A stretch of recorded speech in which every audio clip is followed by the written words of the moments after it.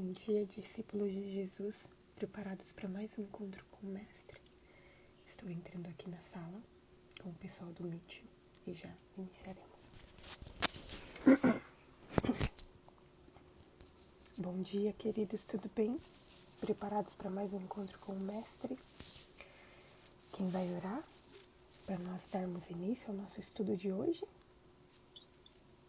Celina vai orar. Tudo bem, irmã? Grandioso e maravilhoso Pai que estás nos céus e também presente aqui conosco através do seu Santo Espírito. Te agradecemos, Senhor, por esta oportunidade de amanhecer contigo. Amém. De saber que o Senhor vai passar o dia com a gente, que está sempre nos protegendo, nos dando sabedoria para levar a nossa missão até que o Senhor Jesus volte. Amém, Senhor. Abençoe a Dai, Senhor, que esse trabalho que ela tem feito é maravilhoso para nós e que realmente muitas pessoas possam tomar conhecimento desse trabalho lindo e maravilhoso e possam entregar seus corações a Jesus. Amém. Nós te agradecemos por tudo. Pedimos também, Senhor, que hoje vai ser investidura na minha igreja, vai ser investidas, 5 vai ser investidas na Bíblia e 4 vai ser investida no Pino Lenço. Que realmente o Senhor possa me usar, Senhor, usar também a Márcia, esposa do pastor, para que possamos levar a mensagem às outras pessoas que queiram, Senhor, sentir a presença do Espírito Santo nas nossas vidas. Amém. Em nome de Jesus, entregamos nossas vidas em tuas mãos, pedindo perdão de nossos pecados. Amém. Amém, amém. Que alegria estar com vocês mais um dia, mais uma manhã. E ontem nós estudamos sobre a oferta daquela viúva pobre. E nós aprendemos que Deus não olha para a quantidade, mas que Ele olha para a qualidade das nossas doações, quer seja de dinheiro ou de qualquer outra coisa que nós fazemos em nossa vida. Dar o que sobra, ainda que seja muito, não é mais importante do que dar o melhor ou doar-se por completo, ainda que seja muito pouco. Ontem eu passei o dia refletindo sobre esse episódio, sobre aquela declaração de Jesus em relação à viúva pobre. E eu fiquei pensando que Deus ele não está interessado em nosso dinheiro, mas as nossas doações, elas podem ser representações, podem ser como termômetros de como nós estamos nos dedicando a Ele. Nós aprendemos com o estudo de ontem que aquela viúva deu tudo o que ela tinha. E ao dar tudo que ela tinha, ela deu a sua vida como oferta ao Senhor. E isso é o mais importante. É mais importante do que qualquer outra coisa, do que qualquer montante de dinheiro. E hoje nós vamos continuar aprendendo com o Mestre. E nós vamos estudar sobre uma profecia que Jesus proferiu a alguns dos seus discípulos no final dessa terça-feira cheia, cansativa, mas que foi cheia de aprendizagens.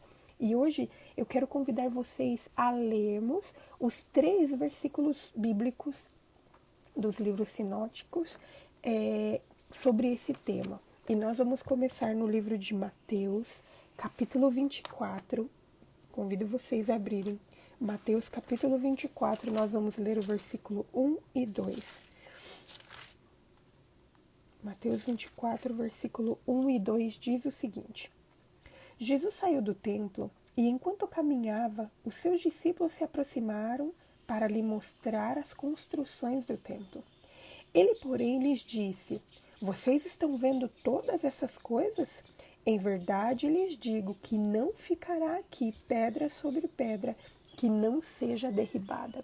Agora vamos para Marcos, capítulo 13. Marcos capítulo 13, versículos 1 e 2, para vermos os detalhes aqui que Marcos fala sobre este episódio. Nós vamos ler de Marcos até o versículo 3, tá? Marcos 13, versículo 1 ao 3. Quando Jesus estava saindo do templo, um dos seus discípulos lhe disse: Mestre, que pedras, que construções! Mas Jesus respondeu: Você está vendo essas grandes construções? Não ficará aqui pedra sobre pedra que não seja derrubada. Jesus estava sentado no Monte das Oliveiras, diante do templo, quando Pedro, Tiago, João e André lhe perguntaram em particular. Agora vamos para Lucas. Lucas, capítulo 21, versículos 5 e 6. Lucas 21, versículos 5 e 6. Diz o seguinte: alguns falavam a respeito do templo, como estava ornado de belas pedras e de dádivas. Então Jesus disse: vocês estão vendo essas coisas? Virão dias em que não ficará pedra sobre pedra que não seja derrubada. Jesus havia passado o dia inteiro ensinando no pátio do templo e tinha sido assediado várias vezes por grupos após grupos de líderes judeus. Nós vimos que foram os fariseus, que foram os saduceus, depois foram os escribas. E finalmente, em seu último discurso público, ele delineou ali alguns termos sobre o caráter hipócrita dos guias cegos. E depois que ele falou todas aquelas coisas, que ele ensinou todas aquelas lições, que ele deu aquela atenção especial para aqueles líderes religiosos e os repreendeu também, depois de olhar a oferta da viúva também naquele dia, a Bíblia fala que ele partiu do templo. E essa foi a última vez que Jesus tinha estado ali no templo. Então, aquela seria uma despedida para sempre. E quando Jesus deixa o templo, a Bíblia fala em Marcos que pelo menos 4 discípulos estavam com eles. E o capítulo 3 do livro de Marcos declara que estes discípulos eram Pedro, André, Tiago e João. Eram os 4 discípulos que tinham sido chamados quando trabalhavam com suas redes na praia, no Mar da Galileia. E só Marcos relata as palavras do discípulo falando assim: mestre, que pedras, que construções, dando a entender que aquele discípulo se orgulhava daquilo, que aquele discípulo ficava maravilhado por tudo aquilo que ele estava vendo. O templo naquela época era orgulho e a alegria de cada coração judeu. Joséfo era um historiador que viveu de 37 a 100 depois de Cristo. E ele escreveu muitos livros que falavam sobre os acontecimentos, sobre a vida dos judeus naquela época. E em um dos livros de Joséfo, que se chama A Guerra dos Judeus, ele compara as paredes de pedra branca do templo à beleza de uma montanha coberta de neve. E ele dá a dimensão, as medidas certinha de como eram o tamanho daquelas pedras. E ele fala em seu livro Guerra dos Judeus que as pedras do templo, elas tinham 45 côvados por 5 côvados por 6,5 por 6 côvados. Então, isso correspondendo a metros, eram 20 metros por 2 e por 2,7 metros. Então, a espessura daquelas pedras, o comprimento daquelas pedras, a forma como elas estavam dispostas, todas elas demonstravam a magnitude daquela construção.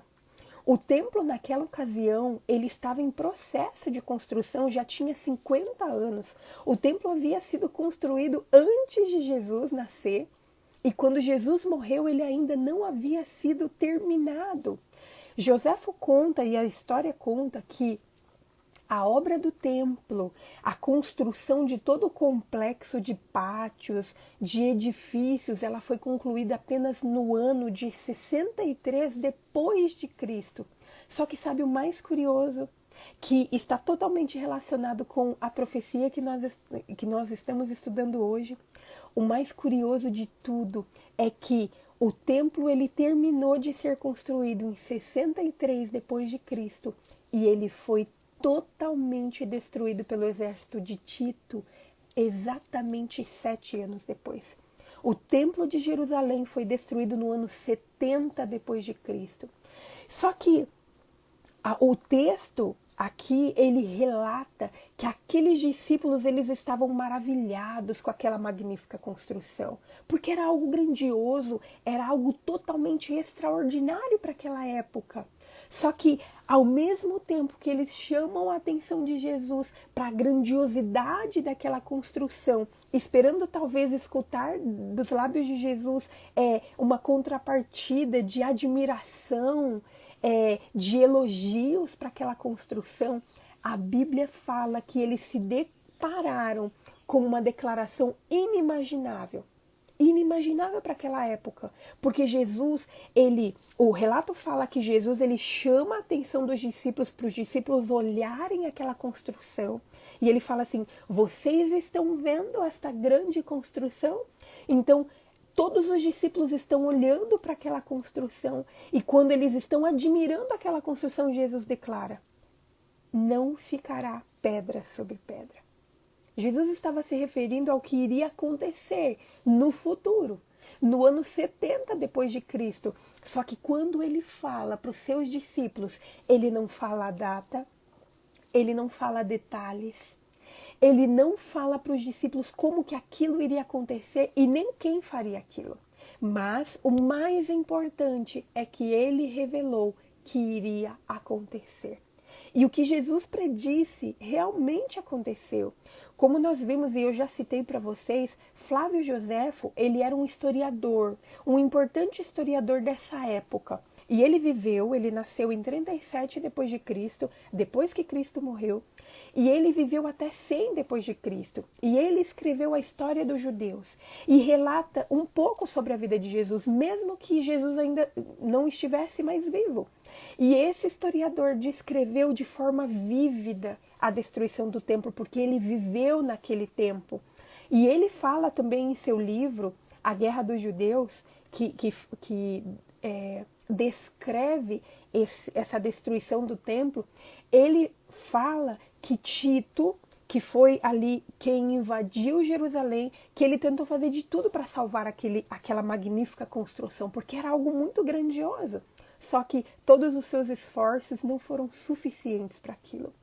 A excelente construção daquele edifício assegurava que ele resistiria a ataques de forma indefinida. A própria cidade de Jerusalém era considerada como uma fortaleza, como algo que não podia ser conquistado. Mas Jesus previu que ela seria destruída pela força. E como Jesus falou, exatamente aconteceu. Queridos, a profecia aqui proferida, que nós acabamos de estudar, que foi proferida por Jesus naquele tempo, sobre o templo, ela foi uma mensagem para aquela época, mas também é uma mensagem para nós hoje. Aquela época, mesmo que não foi algo que acontecesse imediatamente, a declaração de Jesus aconteceu. E aquela fortaleza que era o templo de Jerusalém foi destruída. Mas aquela profecia também diz respeito aos últimos dias dessa terra. E amanhã nós continuaremos estudando sobre os detalhes que Jesus dá dessa profecia para o nosso tempo. Só que o que nós precisamos compreender e o que nós temos que colocar na nossa mente é que tudo o que Deus revela na sua palavra vai acontecer. E eu gostaria de chamar vocês para abrir a Bíblia em Amós. Amós capítulo 3, versículo 7. Amós capítulo 3, versículo 7 diz o seguinte: certamente o Senhor Deus não fará coisa alguma sem primeiro revelar aos seus servos, os profetas. Tudo que Deus quer nos revelar já está aqui na sua palavra. E por isso que nós precisamos estudá-la. Por isso que nós precisamos gastar tempo para compreendê-la. E nós precisamos confiar nas palavras que estão ditas aqui. Ao mesmo tempo que Deus ele não faz nada sem antes revelar às pessoas, tudo que ele fala acontece. E tudo que ele fala acontecerá, mesmo que as pessoas não acreditem, mesmo que pensamos ser impossíveis. Da mesma forma que Jesus falou para os discípulos daquela época que o templo seria destruído, que não ficaria pedra sobre pedra, e que mesmo que aquilo parecesse absurdo para aqueles discípulos naquela época, aquilo que Jesus revelou aconteceu. E tudo que está descrito na palavra que vai acontecer mesmo que não compreendamos, mesmo que não confiemos, mesmo que achemos impossível, se Deus revelou que vai acontecer, vai acontecer. Amanhã nós continuaremos estudando sobre este assunto, mas hoje a nossa oração precisa ser para que Deus nos ajude a estudar a Bíblia, para nós compreendermos as profecias que Ele quer nos revelar e que tenhamos coragem para crer, coragem para confiar e para nos preparar. Vamos orar? Querido Deus, nós te louvamos, Senhor, porque o Senhor sempre revela as coisas que irão acontecer, ó Pai. Senhor, aqueles discípulos, eles estavam maravilhados com aquela construção, com a grandiosidade daquela construção, mas o Senhor, naquela época, revelou para eles que aquilo seria destruído e que os olhos deles não tinham que se voltar simplesmente para aquilo, mas se voltar para as coisas que aconteceriam no futuro. E nós te agradecemos, Senhor, porque nós vemos que o Senhor está revelando para nós as coisas que vão acontecer no futuro também. Senhor, tantas vezes a gente fica tão impressionado e tão maravilhado com as coisas desse mundo que a gente se esquece do futuro. A gente mantém os nossos olhos só aqui. Mas nós te pedimos hoje, ó Pai, que o Senhor nos ajude. Continue colocando no nosso coração o desejo de estudar a Tua Palavra. Nos ajude a compreender as Tuas profecias, nos ajude a aceitar as Tuas profecias e nos preparar para o cumprimento dessas profecias. Obrigado, Senhor, porque o Senhor sempre se revela a nós. Obrigado porque tudo o que nós precisamos já está descrito na Tua Palavra. Apenas pedimos que o Senhor continue nos ajudando a estudar a Tua Palavra, continue nos dando vontade, continue nos inspirando para nos prepararmos para todas as coisas que o Senhor nos revelar. Nós te agradecemos por tudo que o Senhor já fez, por tudo que o Senhor está fazendo e por tudo que o Senhor ainda fará na nossa vida. E tudo isso fazemos em nome de Jesus. Amém. Amém. Queridos, amanhã nós continuaremos.